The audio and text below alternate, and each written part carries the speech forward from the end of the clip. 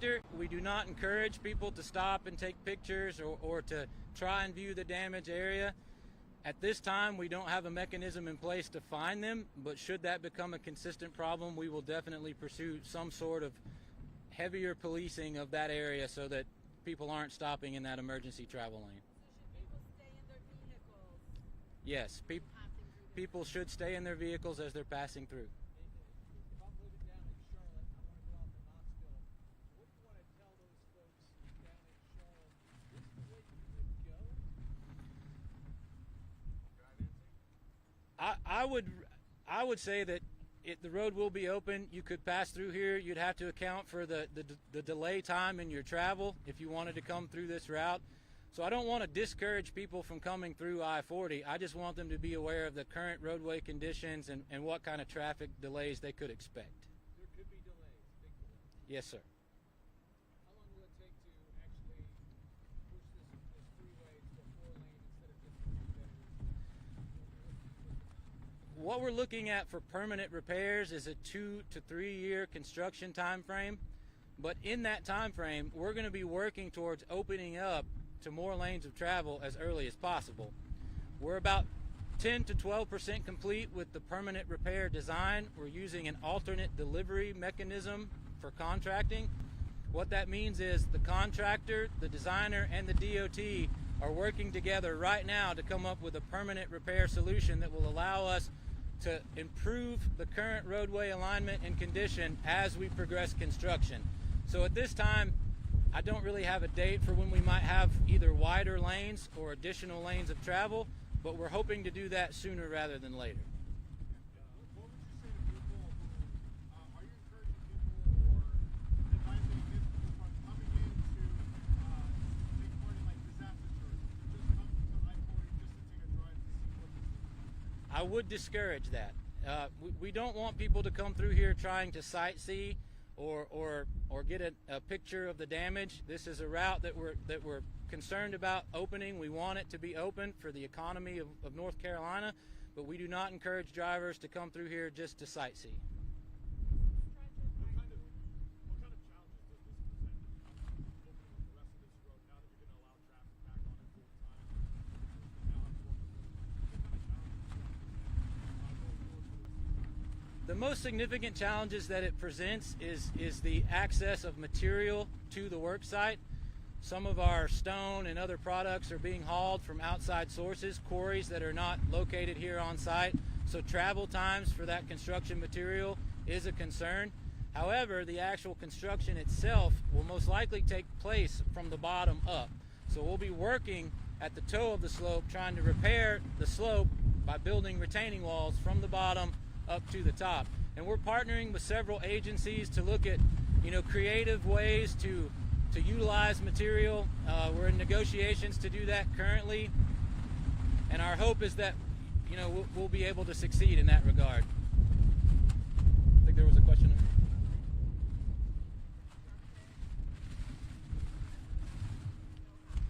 Yeah, so part of that alternate delivery mechanism, we got federal highway approval to utilize what's called a CMGC contract.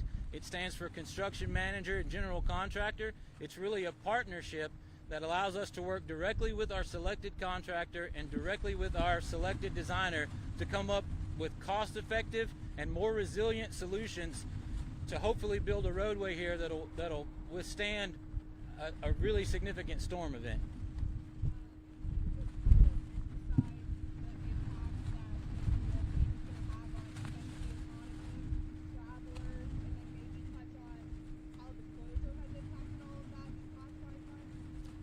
Yeah, so I don't know the exact numbers, but the trafficking of goods through the I-40 gorge is a prominent business model and strategy for the economy in Western North Carolina. There's millions of dollars a day of goods that are transported through this route, so that revenue is essentially lost when the road is closed, and we've been closed for months now. So opening it up will provide us a way to transport those goods in and out of North Carolina and allow us to bring some form of tourism back to North Carolina, which will also help local economies.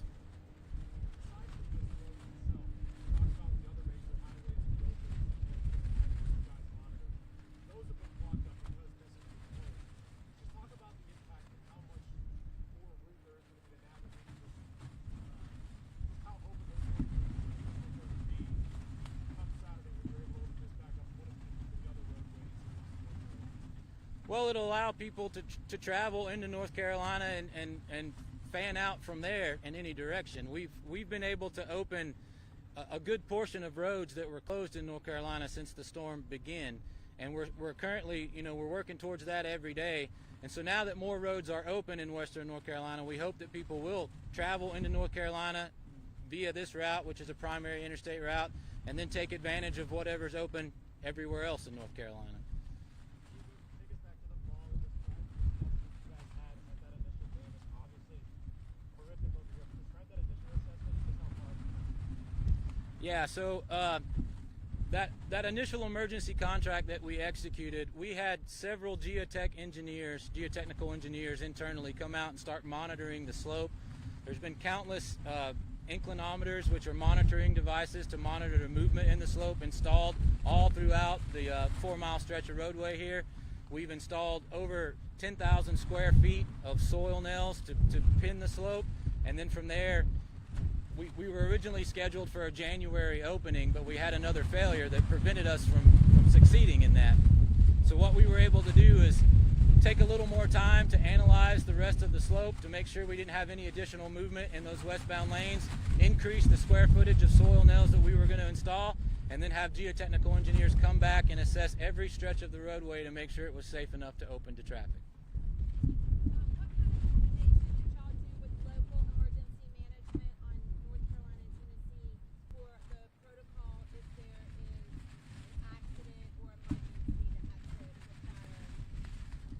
We've had bi-weekly meetings with Tennessee and Tennessee DOT since the storm event. As soon as we maintained communication, we were talking with them regularly about their response to the storm, about how they were going to make permanent repairs, and how they were going to eventually open to traffic.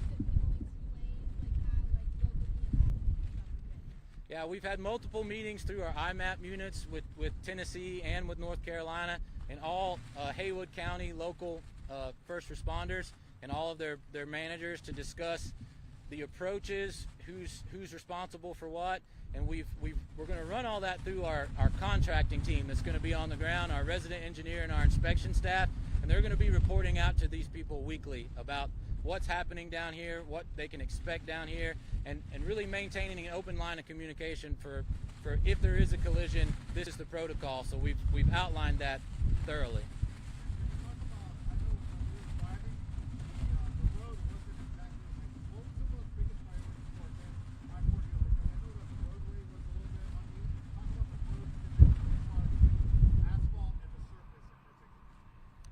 Yeah, so we did a minimal amount of shoulder widening with asphalt to try and achieve some more width. It's complicated to shift traffic to one side of I-40 simply because the alignment is challenging in this area. The horizontal and vertical alignment is very curvy, it's very steep in places, it has a super elevation. So we had to look at all those areas and make sure we had proper width.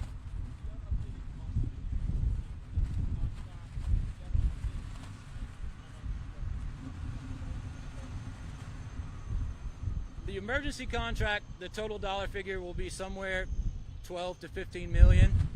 The permanent repair, we're still going through the process of identifying what items will be included, developing that design so we don't have accurate cost estimates of the permanent repair at this time.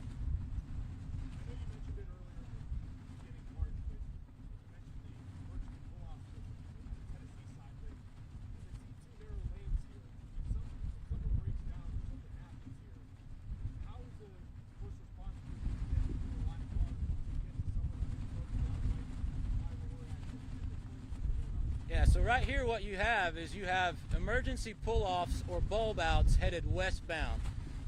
There's 5 of them, I believe, along the 4-mile corridor. Headed eastbound, you have that 12-foot emergency travel lane. And periodically through this entire 4-mile stretch, you have breaks in that center concrete barrier.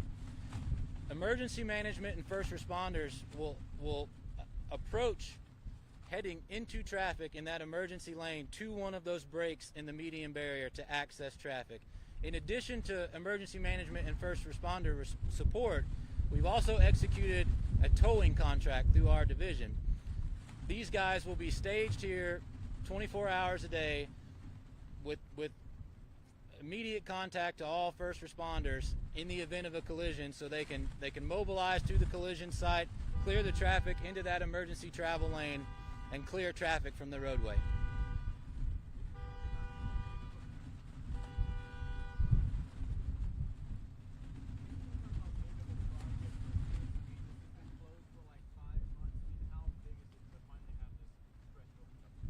It's a big deal. It's a big accomplishment. It was a heavy lift. So on average, on a normal construction project, when you're doing soil nail installation in like conditions, the soil nail contractors achieve around 1,000 square foot a day. We were averaging 3,000 and 4,000 square feet a day because of the number of crews that we had here and the support that we had from our inspection team. So it's a monumental accomplishment on a historic project that North Carolina has never seen the like of before.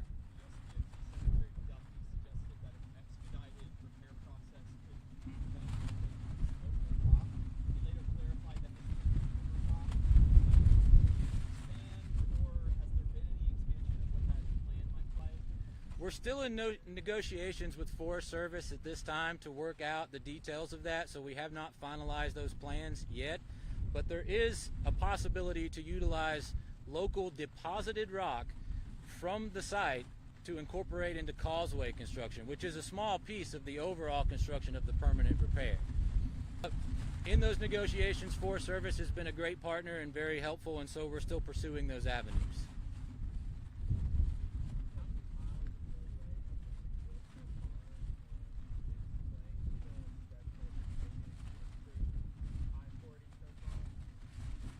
Yeah, so it's a 4-mile stretch of roadway that we've been working on right here on the I-40 gorge. And while it's not fully repaired, we've installed soil nails and temporary shoring along the entire 4-mile corridor. Over 10,000 square feet of soil nails have been installed to safe up the roadway so that we can open it to traffic.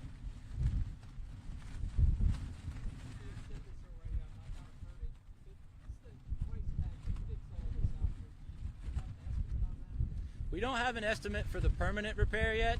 The contract method that we're using to design the permanent repair requires us to get so far along in the design process and then assign quantities and cost of that and negotiate it with our contracting partners. We're still working through that process. The emergency repair that allowed us to get the road open was $12 to $15 million.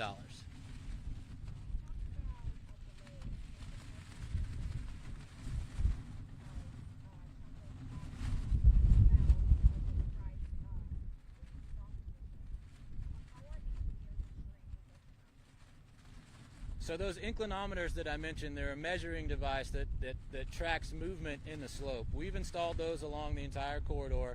Our geotechnical engineers are here weekly to assess all slope failure along this entire stretch of roadway. It's a large team of people who monitor these slopes and check that data.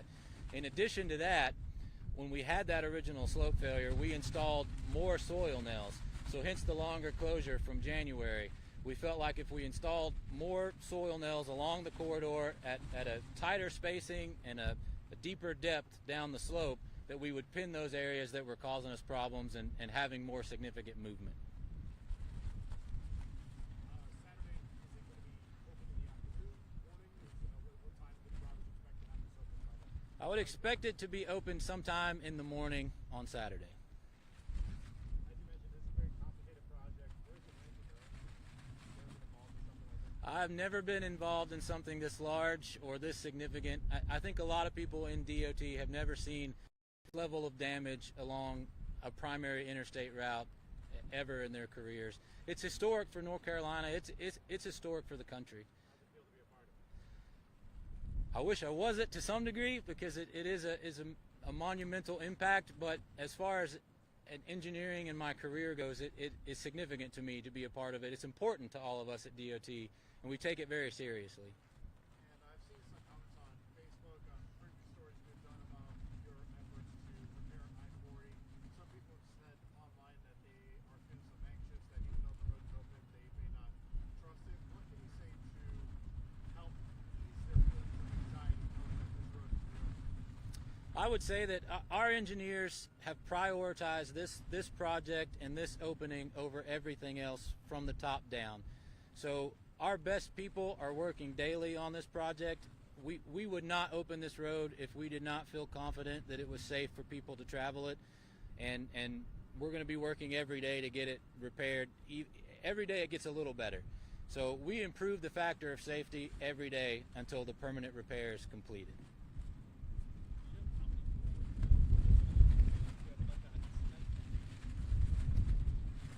Very many. It would be a high number.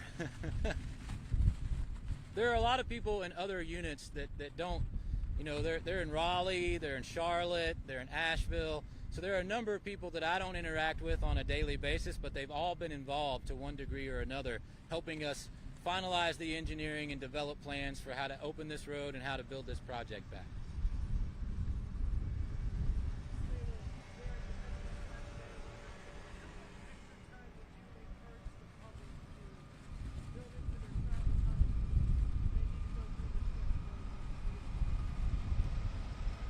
It really depends on the traffic volume. So the weekend days are usually higher traffic volumes, and peak hour traffic times are precarious. So early in the morning, late in the evening, when people are traveling to and from work, or on the weekends when they're traveling to just visit, you know, local areas in North Carolina, the delay time could be significant. I would say hours instead of minutes, and I think people should just be prepared for that.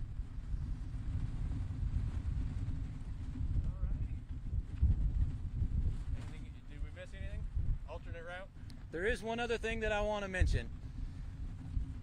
If you're traveling into North Carolina or out of North Carolina into Tennessee, people should also be aware that from mile marker 33 to mile marker 15, there are active construction projects that were in active construction prior to Helene and are still in active construction now. There will be some one-lane patterns periodically at those locations from mile marker 33 to mile marker 15 that could also impact delays in travel times.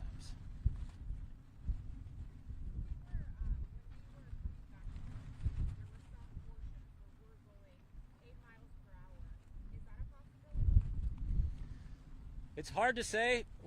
It depends on the amount of traffic and the type of traffic. If you get significant, you know, tractor trailer traffic traveling close together in long lines, then yeah, I think your speed limit could be severely reduced as a result of that. Thank you, Nathan.